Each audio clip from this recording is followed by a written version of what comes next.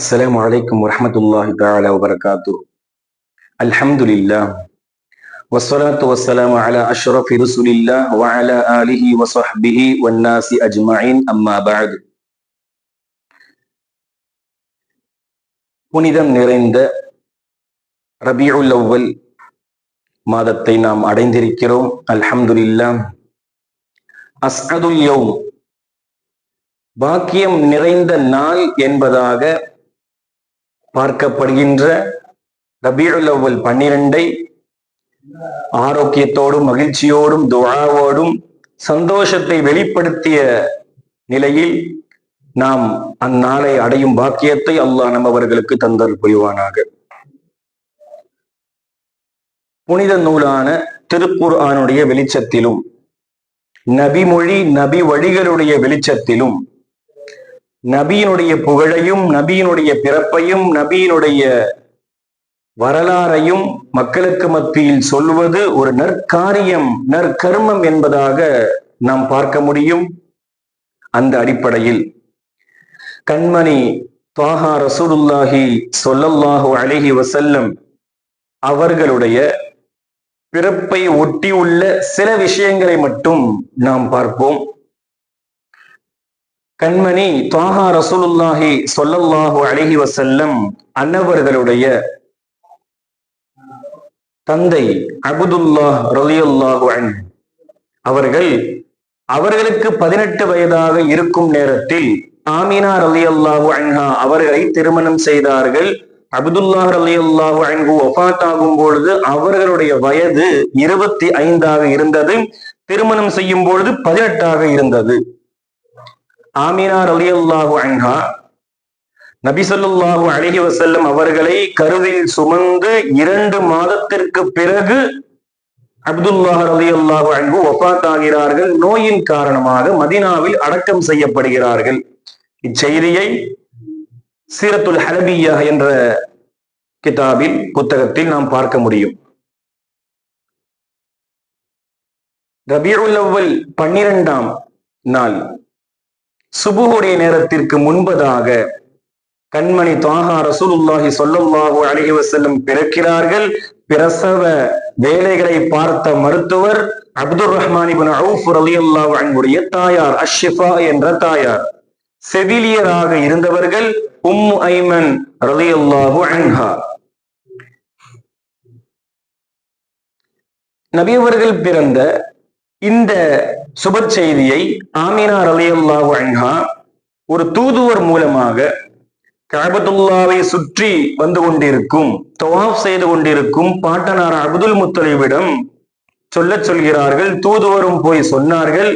அப்துல் முத்தலிப் என்ற பாட்டனார் விரைந்து ஓடி வந்து கேட்டார்கள், அலைஸ பஷரன் சவிய்யா, நோய் நொடி ஊனம் நோய் இல்லாமல் குழந்தை ஆரோக்கியமாக பிறந்திருக்கிறதா, ஆரோக்கியமாக இருக்கிறதா என்று கேட்டபொழுது, ஆம், நோய் நொடி இல்லாமல் ஆரோக்கியமாகத்தான் குழந்தை இருக்கிறது என்று சொல்லிவிட்டு தொடர்ந்து ஆமினா அம்மா சொன்னார்கள், லாக்கின் சகத்த சாஜிதன், பிறந்தவுடன் சஜிதாவில் விழுந்தது குழந்தை.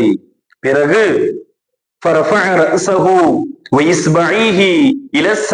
வானத்தின் பக்கம் தலையை உயர்த்தியது, 2 விரலையும் உயர்த்தியது என்று இந்த செய்தியை ஆமினா ரலியல்லாஹு அன்ஹா பாட்டனார் அப்துல் முத்தலிபிடம் சொல்ல, அப்துல் முத்தலிப் அவர்கள் விரைந்து கஅபத்துல்லாவிற்கு உள்ளே சென்று இந்த குழந்தைக்காக துஆ செய்தார்கள். பிறகு வீடு திரும்பி வந்து முஹம்மது என்ற பெயரை அக்குழந்தைக்கு வைத்தார்கள். கண்மணி த்வாஹா ரசூலுல்லாஹி ஸல்லல்லாஹு அலைஹி வஸல்லம் அவர்கள் பிறந்த தினம், அவர்கள் பிறந்த நேரம் அனைத்தும் சிறந்தது, சிறப்பானது என்பதை நாம் தெள்ளத் தெளிவாக விளங்க வேண்டும். இமாம்கள் பதிவு செய்கிறார்கள், ஹதீஸின் வழியாக நாம் பார்க்க முடியும். நபி ஸல்லல்லாஹு அலைஹி வஸல்லம் பிறந்த அந்த தினம் மிகச் சிறந்த தினம். எப்படி? யௌமுல் ஜும்ஆ, ஜும்ஆவுடைய நாளில் ஆதம் அலைஹிஸ்ஸலாமை அல்லாஹ் படைத்தான். ஜும்ஆவுடைய தொழுகையை ஆதம் அலைஹிஸ்ஸலாம் படைக்கப்பட்ட நாளில் அல்லாஹ் ஷரீஅத்தாக்கினான், கடமையாக்கினான். அதே போன்றுதான் நபி அவர்கள் பிறந்த திங்கட்கிழமை அன்றைய தினத்தில் நோன்பு வைப்பதை அல்லாஹ் சுன்னத்தாக்கினான், ஷரீஅத்தாக்கினான். ஒரு சஹாபி வருகிறார்கள், யா ரசூலுல்லாஹ், திங்கட்கிழமை நோன்பு வழிமுறையாக்கப்பட்டிருக்கிறதே, காரணம் என்ன?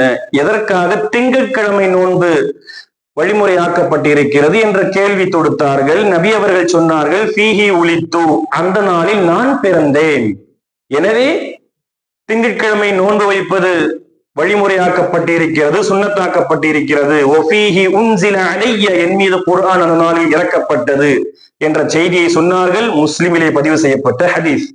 எனவே நபி அவர்கள் பிறந்த தினத்தை அல்லாஹ் உயரச் செய்தான், உயர்வாக ஆக்கி வைத்திருக்கிறான்.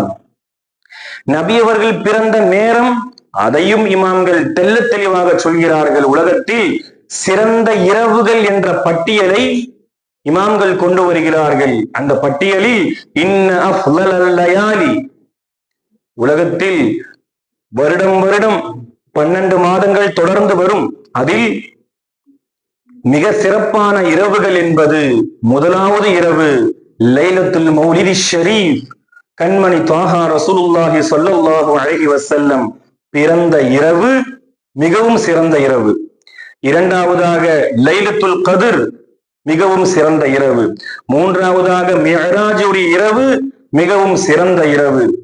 நான்காவதாக அரஃபாவுடைய இரவு, சிறந்த இரவு. ஐந்தாவதாக ஜும்ஆவுடைய இரவு, சிறந்த இரவு. ஆறாவதாக பராஅத்துடைய இரவு, ஷஅபானுடைய அந்த 15ஆம் நாள் இரவு, பராஅத்துடைய இரவு, சிறந்த இரவு என்பதாக கிதாபுகளில் பார்க்க முடியும். துஹ்ஃபத்துல் முஹ்தாஜ் என்ற ஷாஃபிஈ மத்ஹபை சார்ந்த பிரம்மாண்டமான கிதாப், இமாம் இப்னு ஹஜருல் ஹைத்தமி ரலியல்லாஹு அன்ஹு அவர்கள் எழுதிய அந்த கிதாபுடைய 3வது வால்யத்தில் நாம் இந்த செய்தியை, நபி அவர்கள் பிறந்த அந்த இரவுதான் சிறப்பான இரவு என்ற இந்த செய்தியை நாம் பார்க்க முடியும். எனவே நாம் அந்த நாளில், அந்த நேரத்தில் துஆக்களை கொண்டும், மகிழ்ச்சியை கொண்டும், தான தர்மங்களை கொண்டும் ஈடுபட வேண்டும். காரணம், இது அனைத்தும் நமக்கு மறுமையில் ஈடேற்றத்தை தரும். அபூ லஹப் நாம் கேள்விப்பட்டிருப்போம். அல்லாஹ் ஒரு சூறாவை இறக்கி வைத்த, அவனுடைய விஷயத்தில் இறக்கி வைத்திருக்கிறான். அப்படிப்பட்ட அபூ லஹப் கண்மணி த்வாஹா ரசூலுல்லாஹி ஸல்லல்லாஹு அலைஹி வஸல்லம் பிறந்த நற்செய்தியை கேட்டு அவனுடைய அடிமையாக இருந்த சுவைபா என்று சொல்லக்கூடிய அடிமை பெண்ணை கையை நீட்டி விரலை காண்பித்து, நீ உரிமையிட்டவளாக ஆகிவிட்டாய், நான் உன்னை உரிமையிட்டு விட்டேன், இனி எனக்கு நீ அடிமை இல்லை, சுதந்திரமாக வாழலாம் என்ற விஷயத்தை அபூ லஹப் சொன்னான். இந்த சொன்னதின் காரணமாக ஒவ்வொரு திங்கட்கிழமையும் அபூ லஹபுக்கு யுஹஃபஃபு அன் குல்லில் இஸ்னைன், ஒவ்வொரு திங்கட்கிழமையும் அபூ லஹபுக்கு, இஸ்லாத்தை ஏற்காத அந்த அபூ லஹபுக்கு வேதனை குறைக்கப்படுகிறது என்ற இந்த செய்தியை நாம் புகாரியிலும் மற்றுள்ள வரலாற்று கிதாபுகளிலும் பார்க்க முடியும். எனவே நாம் நபி அவர்கள் பிறந்த அந்த நாளில், நபி அவர்கள் பிறந்த அந்த நேரத்தில் துஆக்களை கொண்டும், மகிழ்ச்சியை கொண்டும், தான தர்மங்களை கொண்டும் ஈடுபடுவோம். அல்லாஹ் சுப்ஹானஹு வ தஆலா எல்லாவித மன நிம்மதியும், சந்தோஷங்களையும், செழிப்பையும், நோய் நொடி இல்லா வாழ்க்கையும் நம்முடைய வாழ்க்கையில் அல்லாஹ் தந்தல் புரிவானாக.